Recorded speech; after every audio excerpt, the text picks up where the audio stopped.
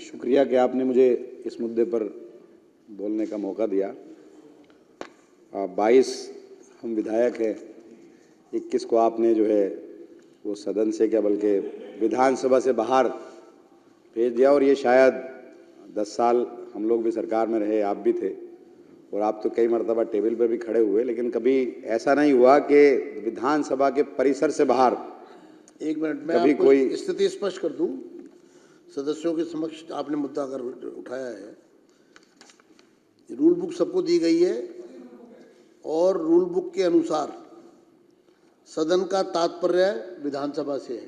पहला, ये जो सदन है, ये खाली ये सदन नहीं है। बैठ जाइए, मैं आपको स्पष्ट कर देता हूँ। सदन का अर्थ है दिल्ली विधानसभा का पूरा परिसर। आगे डिफाइन किया गया है, वो भी पढ़ देता हूं।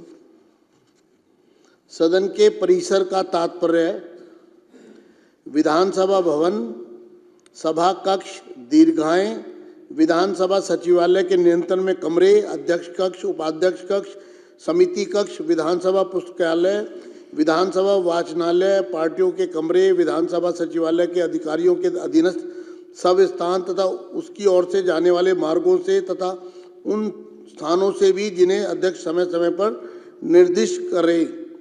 यानी कि जब कोई भी सदस्य मार्शल आउट होता है सदन से, तो रूल बुक कहती है कि वो प्रेमाइसिस से बाहर जाएगा। तो इसलिए ये सभी सदस्यों को मैं स्थिति स्पष्ट कर रहा हूं कि जब भी कभी इस तरह की स्थिति आएगी तो ये सिर्फ जो सदन चल रहा है ये सदन नहीं है, पूरा परिसर ही सदन है, सदन का हिस्सा है। तो इसलिए चेयर से ये स्पष्ट आदेश है कि अगर ऐसी स्थिति जब भी आएगी मार्शल आउट होने की, तो उसको परिसर से बाहर जाना होगा। धन्यवाद। आगे अब आप शुरू करिए। बाहर का ग्राउंड नहीं है। आप सारे रूम्स आपने बताया सारे, लेकिन ऐसा कभी नहीं हुआ। हम लोग भी सरकार में रहे, कभी ऐसा नहीं हुआ कि आज सारे हमारे विधायक गेट के बाहर है, वहां पर भी बैरिकेड लगा दिए गए और वो धूप में बैठे। आप अंदर आने की तो इजाजत दे सकते थे, अब से पहले भी ऐसा हुआ है। इतना नहीं होना चाहिए। इतना ठीक है, आप जीत गए, जनता ने आपको जिताया है और सर आंखों पर है, आपको काम करने के लिए जनता ने जिताया, लेकिन ऐसा नहीं होना चाहिए कि दुश्मनी इस हद तक हो कि आप विधानसभा के परिसर तक में हमें अंदर ना आने दें। तो ये बिल्कुल कतई तौर पर अमानतुल्लाह जी, आप एक मिनट, हरी जी मुझे अपनी बात कहने दीजिए।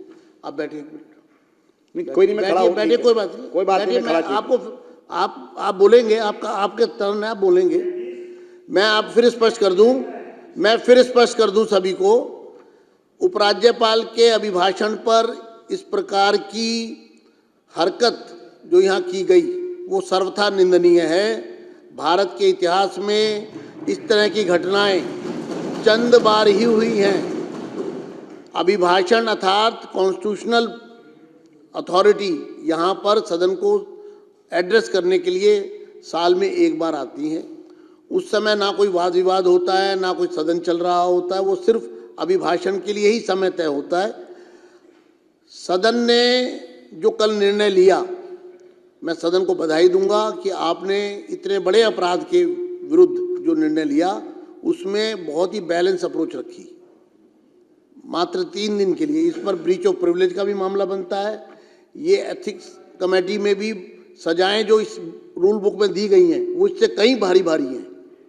तो इसलिए अब उपराज्यपाल का अभिभाषण किसी राजनीतिक पार्टी से किसी से जुड़ा हुआ नहीं है, वो सबके लिए है, पूरी दिल्ली के लिए।